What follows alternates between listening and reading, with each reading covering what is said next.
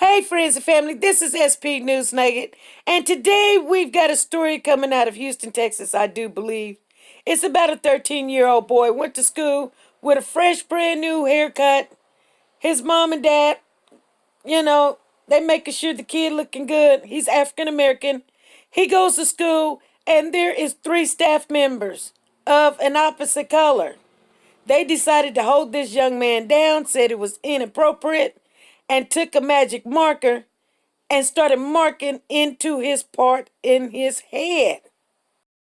Legal action against three employees of Pearland ISD and the school district itself. At the center of this lawsuit, what administrators are accused of doing to a student who violated the dress code. He's going to remember this for the rest of his life, and it's his 8th grade year. I don't want him, having to deal with this. The student's parents saying their son was humiliated. All of this stems from an incident last year at school in April when that student went to school with a new haircut, one that had a design shaven into it. This is where the controversial part comes in. School workers are now accused of filling that design in with a marker. And now his parents have filed a federal civil rights lawsuit. Our Brittany Jeffers is joining us live in Pearland. And Brittany, the parents say this lawsuit was really a last resort for them. Yeah, in fact, Bill, those parents tell me that they tried for months to try to get in contact with administrators with the district, but they say that didn't work, and yesterday they filed that federal lawsuit. He's really uncomfortable. He's very uncomfortable. Humiliated and ashamed, Dante Treese and Angela Washington say their son's middle school years were ruined after administrators colored in his haircut design with a Sharpie. He's going to remember this for the rest of his life. In April, they say the then assistant principal at Barry Miller Junior High School told their 7th grader his haircut violated the dress code. The assistant principal, along with the discipline clerk and teacher, allegedly used a permanent marker to color on the young teen's scalp.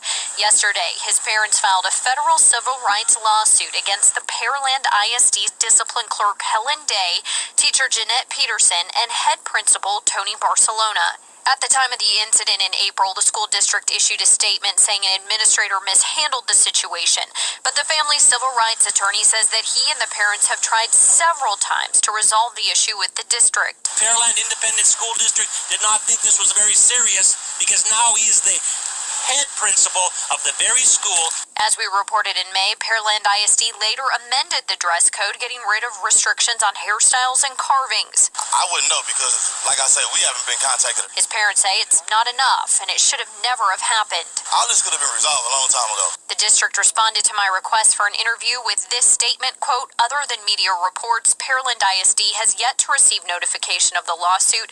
Upon receipt, it will be reviewed by our legal counsel. No further comment will be provided at this time.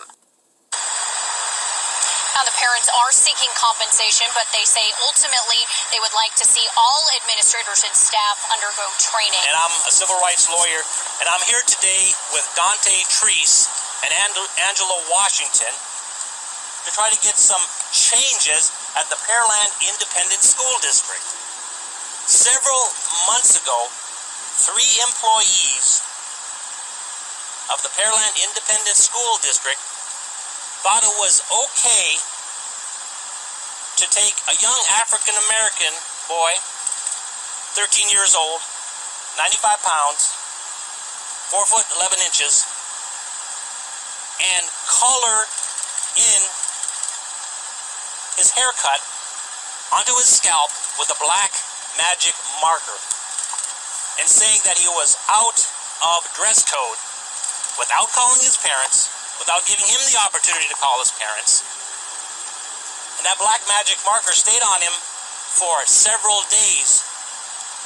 Because you try and put a Sharpie to your scalp, color it in, and see how long it takes y'all to get off that coloration, permanent. They call it a permanent magic marker for a reason. It's permanent. This caused great embarrassment. And this isn't the first time that the Pearland Independent School District has problems. As a matter of fact, the United States Department of Justice did a thorough investigation of the Pearland Independent School District and found that African American youth were 2.4 times as likely to be suspended from Pearland Independent School District schools than comparable white students. There is a history here, a pattern and practice of discrimination against African American youth. And what happens when you let that go? You get what happened to Jules Treese, 13 years old. Never in trouble with the law, never in trouble with the school before or since. 3 adults. Assistant principal, now the head principal. Apparently, the Pearland Independent School District did not think this was very serious because now he's the head principal of the very school in which Jules Treese is today, in the 8th grade. And Jules Treese is going to graduate probably from the Pearland Independent School District in 2025. And these people need some training. Not just with this case, but with several other cases and the many instances which the Department of Justice has pointed out.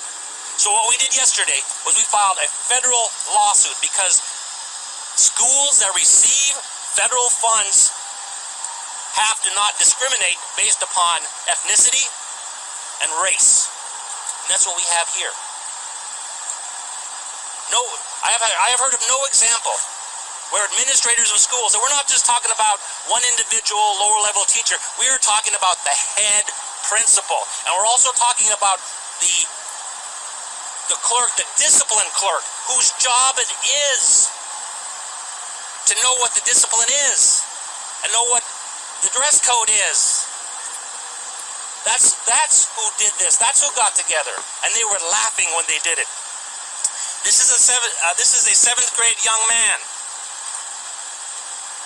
Adults, 3 adults, coloring his skin black, jet black. That can affect you, and it did affect him. And we are here today with the parents, with members of the community, because we are not going to stand for systemic racism at the Pearland Independent School District. Kids should not be subjected to adults grabbing them and coloring in their hair or their scalp with permanent magic markers. That's assault, and we've sued for assault. And the Pearland Independent School District does not think it's serious. They have done nothing. These 3 individuals who colored in the scalp of Jules Treese are still working in their same positions today, except with the one exception, as I mentioned, and that is the assistant principal is now the head principal. So that's what we're here today to try to do something about this. And before we hear from the parents of Jules Treese, I have a few activists here who would have a few words to say. So Cynthia, would you like to say a few words? Oh, sorry. Let me get that. Good afternoon. I'm Cynthia Call. I'm the Executive Director for Ask Me Local 1550. I'm here today as an activist with the Greater Houston Coalition for Justice. Now, there are some things you can go ahead and say, that's all right. That child probably should have been disciplined. But then you write a note. You call a parent. You give them a warning. A dress code and then putting a marker in somebody's head is not a dress code. That is assault, and we're not going to stand for it. Today you just see a few of us here. We're coming back. And when we come back, we're going to take it to Facebook, Instagram, wherever else we need to go to say, you know what? This is not 1959. This is not 1969. This is 2019. And we will not stand for that level of discrimination. You're not going to embarrass a young African American. You're not going to beat him down, and we're not going to stand for it. Now, there will be some repercussions to this. I don't care who thought it was a funny idea. Who's laughing now? I say we go and find these same 3 individuals, and everybody get go ahead and get your Sharpie and then draw on them. Huh? See how that feels. See how that works out. Injustice. Injustice. It's going to stop. Oh, yes, it is going to stop. And what is the solution to it stopping? That means you take care of your problem. That's them 3 adults, not the young man that was embarrassed. That's what that means. Please, pull back, because we will rise up, and we will push back to say, no, this is not right. It is an injustice. Thank you, Cynthia. Next we'll hear from Shelby Stewart. My name is Shelby Stewart. I'm a civil rights activist. My group is a coalition to defend civil rights and human dignity. and I'm a retired Houston Police Sergeant. There is a stain on the integrity of the Pearland Independent School District. How can a black parent be comfortable bringing their child to a school in this school district when this has happened to a 7th grader who had never been in trouble? You cannot protect our children if you do not respect them, if you do not respect their rights and you do not care for them. This school district has an absence of truth, of ethics, of justice, and they have too much bias, and the stench of racism reeks through the decisions that were made by this principal. Thank you, Shelby. And next we'll hear from Dante Treese, the father. You have some questions, probably is the best way to start this off. You have some questions of the father? Sir, how is your son now? He doing good. Like, they started school on last Thursday, and he alright, but he real nervous, he real uncomfortable, and it's sad because he like all this stuff. Like today, he called me from school, like all this stuff coming up again, and it's sad because like his music teacher, like they were close, he like her, but it's like he wanted everything to go away, but it's like that principal, like they done that to him. So he like right now he called me from school, he's sad, so and he shouldn't have to go through that. Like he uncomfortable, like he's like, well, what if he playing football? He's like, what if they don't give me a fair chance on the football field because of what's going on and all that? So he really uncomfortable. Like he's very uncomfortable, and this is bad. So as a father, what was your first reaction when you heard about this? I was mad. I was really mad, and cause it's like I say, I just imagine 3 people hold my son's head down with a marker, against his will, like, and I'm not there to, I wasn't there to help him. Like I always been there since we've been born. Like nothing happened to my baby, and like now it's like I gotta live with the fact that my son's head was like this, and somebody was drawing with a marker. And let's keep in mind he had just got his haircut the day before, so his scalp was wide open. So yeah, I was mad.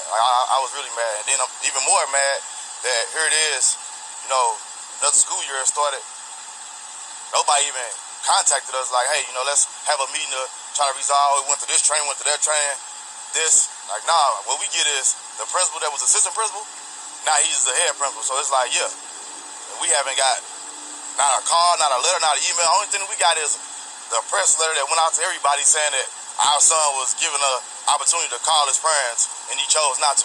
Me and my son like this. It wasn't a bad report card. It wasn't that he done something wrong at school. It was a haircut. So, hey, Dad, they sent me home because my hair not right. Okay, I'm on the way. Simple as that. But no, just hold my son's head down and draw it? Nah, that ain't right. Did your son ever say anything about what his classmates had said after seeing him like that? Yeah, so we got like a lot of Facebook and Instagram posts from kids calling him a thug. Like, if you met my son, nowhere near it. Yes ma'am, no ma'am, yes sir, no sir. Very polite kid, like saying that, like kids were saying that, even adults, his parents, they're looking for money. Like, she has her own business, I have my own business. Not looking for no money with this. We're looking for justice for my son. Like, it just wasn't right. And it's like, we don't do something about what happened. It's like, and it's hard. It's hard because my son don't want this to be going on because he had to deal with this at school. We don't want it to be going on because we know he has to deal with this at school. But it's like something gotta happen, whether it be training, like something gotta happen. It just can't be like, oh yeah, we're gonna draw your son's hair, then we're gonna promote the person who done it. Nah, we're not doing that. How does it resolve for you? You guys need to move forward to what would satisfy you? I mean, for the most part, training. Because it's like, when you have people in position like that, they can intimidate the kids. Like for a 7th grade kid, ISS is equivalent to jail for an adult. We don't want to go there. So it's like, just imagine if there was my daughter in the office and he like, take your pants off or I'm sending you home. He using his power to scare these kids, and it was just a marker this time, but who's to say it won't be more next time? Or it haven't been more. Do you think So, those 3 officials should resign?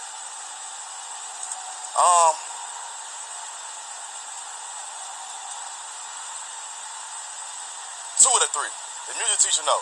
But, like, the disciplinary clerk and the principal, for sure. Just because, like, that's their job. Like, they oversee everything. And from my understanding, the music teacher was, like, pretty much caught in on the back end, like, here, finish this. You know, so she's doing, again, somebody overheard what they told her to do. So. What kind of training, when you say there should be more training, what kind of training do you think that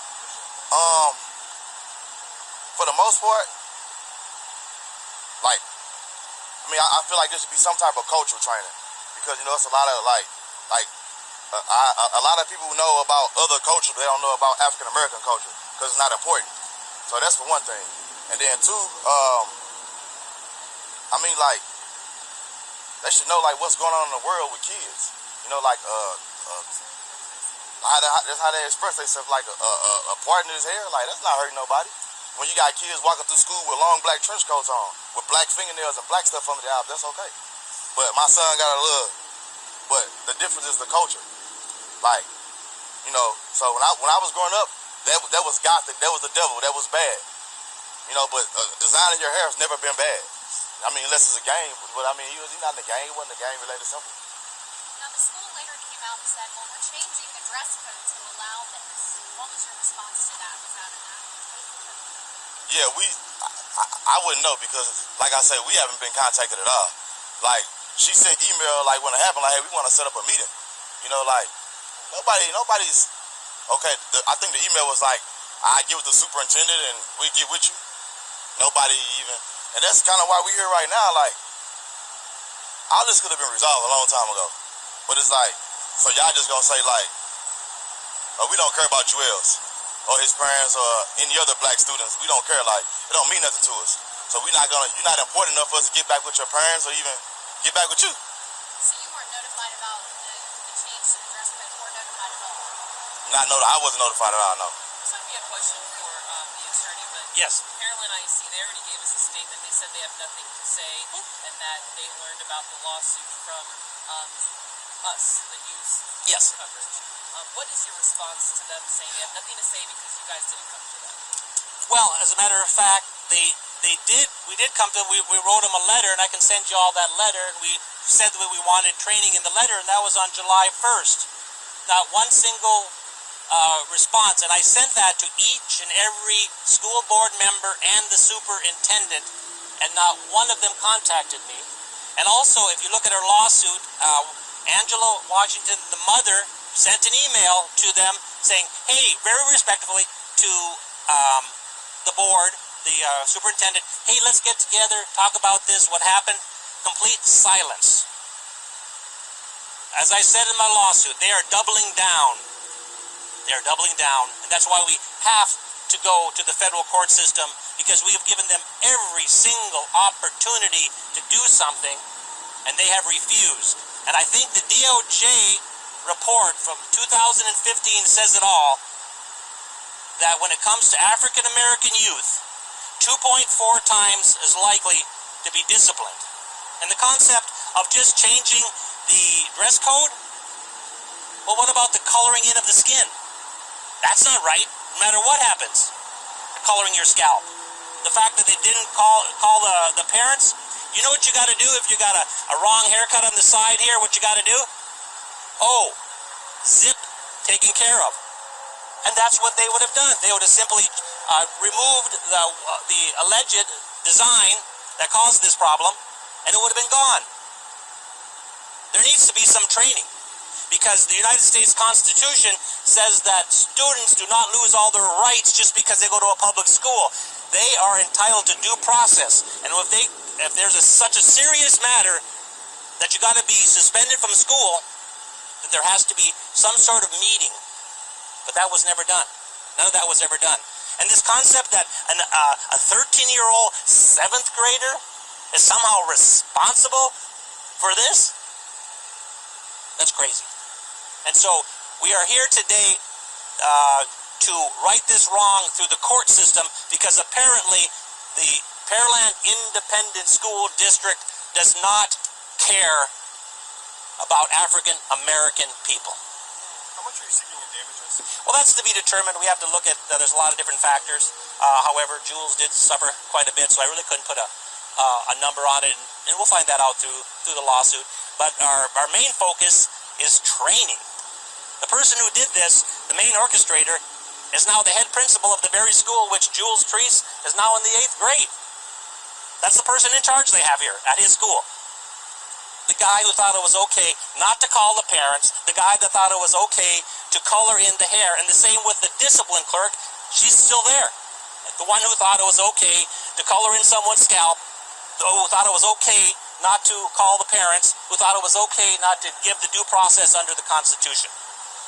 So that's why we're here today, is apparently they do not want to do anything to it, and when that happens, you have to go to the court system. What do you think would have happened to a non-African? In my opinion, I believe this, in my experience as a civil rights lawyer for 25 years, I don't think this would have happened to a non-African American a student. I think that, I don't even know if they would have been called out. I don't even know.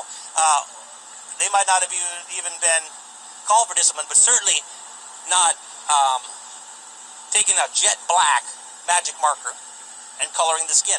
I don't know one single African American, not even one, who has jet black skin. Not one. None of you here do, and none of my friends do. And so this concept that, you're coloring in his hair with this jet black, or scalp with jet black, that's going to show up more, and it did show up more.